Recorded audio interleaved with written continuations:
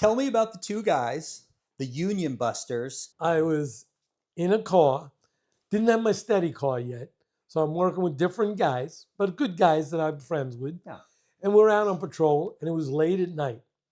And we pull over this car that didn't look right. You know, today they say that's unconstitutional, but cops have this sixth sense, or what we used to call a sixth sense or a gut feeling. These are something that cops develop, and it's usually right. You sense something's wrong, and this is good policing because you sense something out of the normal. Today they call all that unconstitutional. You're violating rights, all this bullshit, and you're not getting crime off the street. But anyway, getting back to how policing was then, which was a different age and a different time, this was considered good police work when you find stuff like that. So we see this car committing violations. We decide to pull it over. We know it don't look right. The guys look suspicious. So we pull them over. And right away, they don't want to give us a license or registration. Why are you stopping us? Got the attitude and stuff. And we start now, you got to show us a license and registration. You don't show us you're getting arrested. You ain't arrested being I ain't showing you shit type of attitude.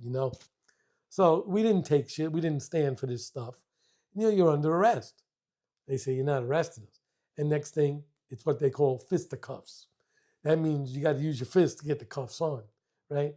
So these were two big guys. They looked like linebackers on the football team. And they're two black guys, and they wanted to fight us tooth and nail. And at that point, this was in the beginning of my career, I was at my top weight, which was 202. I usually go around 190. And I was in my best shape. And I had confidence and my skill. I had no problem. I'll fight this guy, no problem. This guy was kicking my ass. And now I'm looking over as I'm getting beat. My partner's getting beat up by the other guy. And we're in uniform. And we're fighting these guys, which is it's going on a little. And what we're trying to do, we made one mistake. We got out of the car without our nightsticks. So now I'm trying to get to the car. I'm on my knees, and we're fighting. And I'm trying to get to the car to the nightstick, but we get to the car to call for a 13. And we're still fighting. I think my partner called the 1013 from a portable radio. But I was trying to get to the car for my nightstick. That's all I wanted, right? And I'm in great shape, but I still need the nightstick now. And I don't even know if that would have helped, right? But now we hear the cars coming. When you hear those cars, it is the greatest sound in the world, right?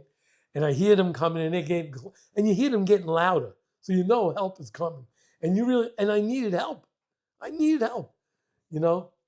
And these guys, like 20 guys showed up, and when cops get to this 13, they just rush in there, and you're gonna get beat up. Whoever's not a cop in uniform, they're ready to help you. You got to stop the fight.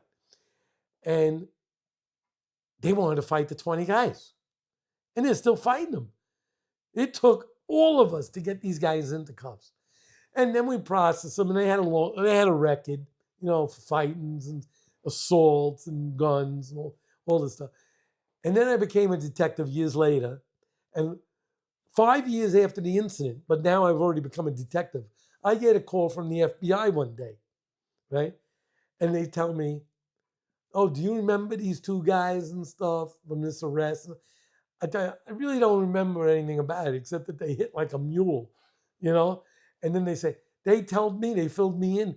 Oh, these two guys, this was a time when there weren't many blacks on the construction sites. And they were like union busters, and they would go to sites to see how many blacks are working, and they would tell the unions, you got to put in X amount of black guys working also. These were the muscle for that kind of union busters. And they were real bad guys. They were like goons that worked for helping blacks get into construction. It was a good cause, but handled the wrong way. You know what I mean? And they were the goons. They were the muscle for them. Yeah, but I think that the whole story is interesting, but I think the follow-up interesting thing was what happened once they were following them for other. The feds were following them for other crimes they were doing. Yeah, but I'm talking about once they got back to the precinct, what happened to them at that Oh, point? they got taken care of. Yeah.